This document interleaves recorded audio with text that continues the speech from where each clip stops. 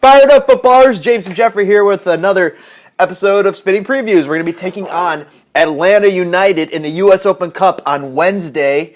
It will be available June 20th. June 20th. It'll be available through U.S. Soccer on stream. You should be able to find it via either the Chicago Fire's Twitter or the U.S. Soccer Twitter, or just going on to U.S. Soccer Federation, just finding their website via Google, and it should be available in all places for free. It should be easy to find if you just type it in for Google. Yep. Let's get into it. So, looking at how they're doing and how they're performing in the MLS currently, one of the best teams in the league, really firing on all cylinders. They're first place in the East with 30 points, 15 games played, 9 wins, 3 draws, 3 losses. So they're doing very well. 31 goals for, 19 goals against for plus 12 GD. 14 of 34 of those have come from the open play, the run of play. Now this is pretty staggering here. 8 out of 34 came from penalties. That's their second highest tally for how they create their goals. They can draw fouls. So they draw fouls in the right places. Yes, obviously PKs, penalties, right? I'm sorry. PKs, not penalty spots. Oop, my bad. I messed that up earlier. Penalty spots. That's right. Style, anyways, they like to go left a little bit. They like to possess. They're very dangerous. They look for through balls. They have a lot of fast, dynamic, and even strong guys. They vary it up. They like to look for those tricky balls in behind and then run at you with pace. They're aggressive. They have a high line. They can score from direct free kicks. They can counter. They can create and finish all their chances. And they just have a lot of star players. They have Miguel Almiron, the elite Golden Boot winner currently, and Jackson Martinez, Barco, even Hector Villalba on the bench, Darlington Nagbe in the center mid, Greg Garza, Julian Gressel, the right wing back, is playing very well. You said Darlington Nagbe? Did I? I think I did. Yes, I did. They have a lot of quality. So there's the Villa. Sorry, I've been speaking a lot. No. What's the other guy with 2 L's? Oh. Hector Villalba. Hector Villalba. I think I said him. I don't know if I wasn't listening. But real quick, James. But what that says is that these guys are a hydra, a many-headed hydra, where you think that you cut off one head, the next head's going to be coming right behind you, and you cut off that head, and all of a sudden Miguel Almiron's right over here. Then you cut off that head, and all of a sudden you got to deal with Ezequiel Barco, and then you cut off that head, and you still got to deal with Hector Villalba. You cut off that head, you still have to deal with Darlington Nagbe. So it is a many-headed hydra that you're going to have to deal with. The biggest question coming into the U.S. Open Cup, both teams are going to be on a week's rest. Are they going to play their big guns? They've played the big guns against the Chicago Fire earlier this season at home at Toyota Park to the point where they destroyed the Chicago Fire. Oh, yeah. At Chicago Fire's home park, 3-0. Just blew us out the doors. Really. Yeah, they really did look like the one of the best teams in the league. Real quick, hold on, James. Let me get to some form. So the last 5 games.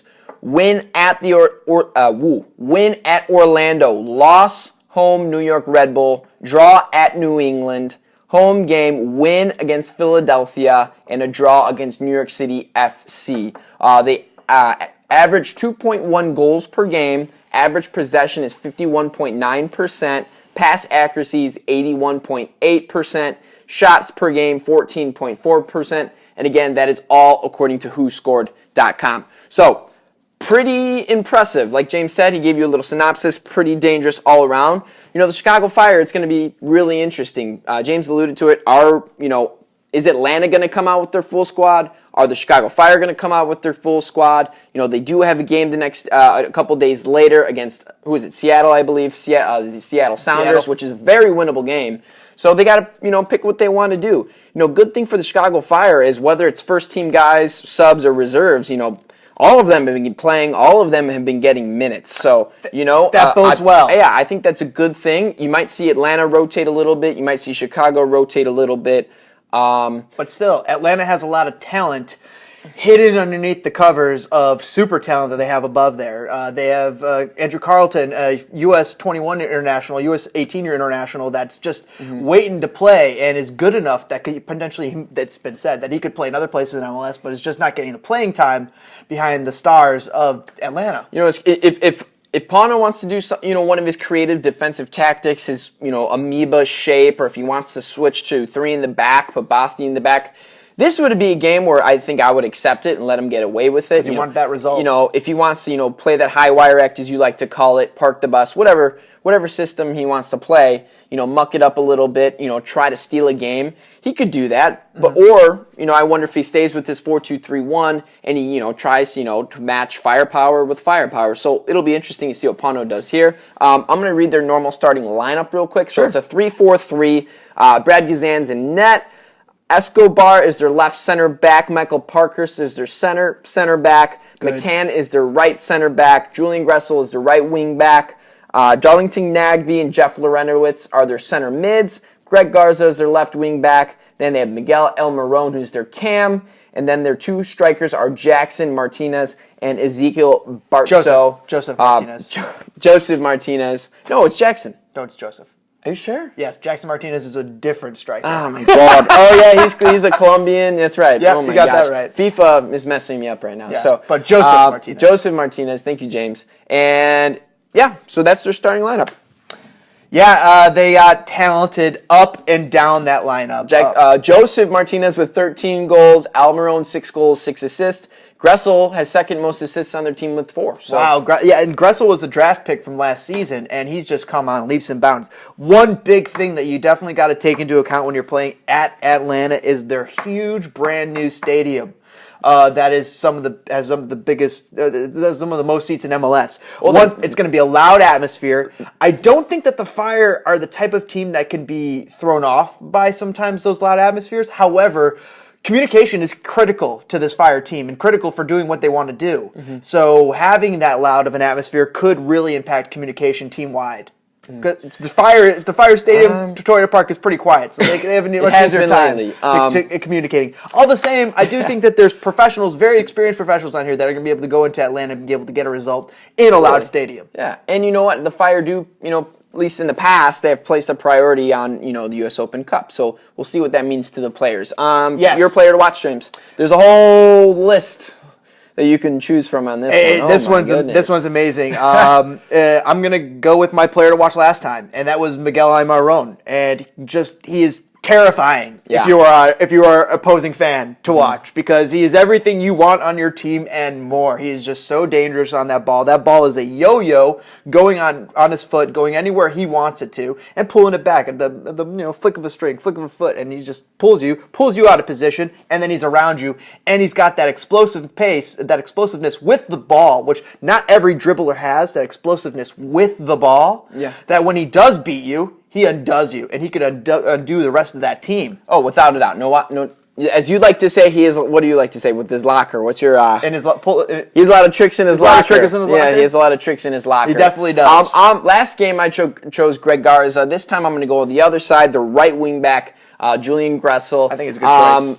Again, anytime you have a high-powered offense, attacking players, it's good to be a wing back. It's good to be a fullback, because you can slip in. A lot of times people, they don't look at you because they're focusing in on your forwards or your center attacking mids.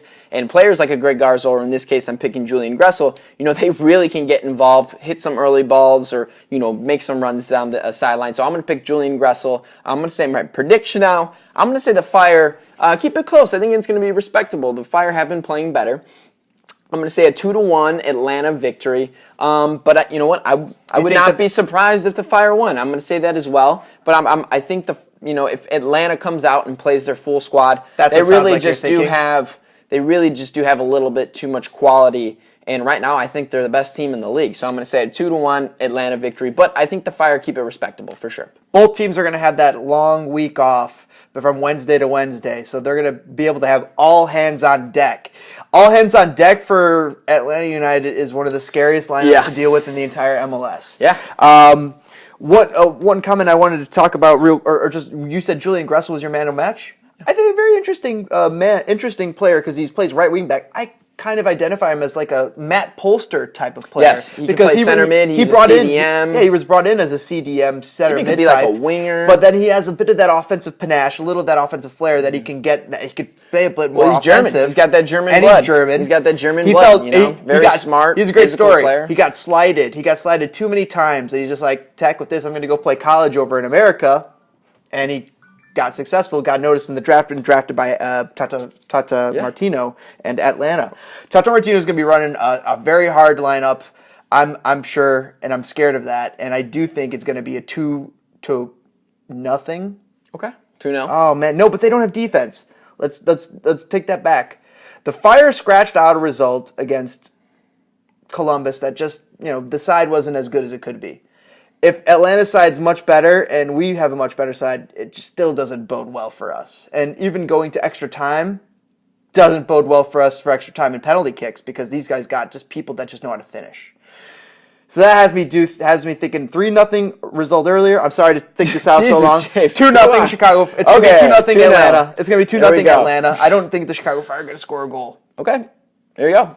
Oh man, and that's all she wrote. I'm sad. Yeah, All sorry. right, so hopefully the Fire, Nick went out again. They do have good, they do have history on their side. It do seems like they perform well in these cup games. Absolutely. And, let's go. And Pano knows how to tactically come to the match prepared. Yeah, so we do have that factoring into this. So hopefully our results and our predictions are completely wrong. They usually are. and they usually are. But that's all it's from us today, boys and girls. If you enjoyed the analysis, toss us a like. If you have any predictions or comments to add, toss them in the comments below and subscribe for more Spinning Fire. Go Fire! Let's take this U.S. Open Cup.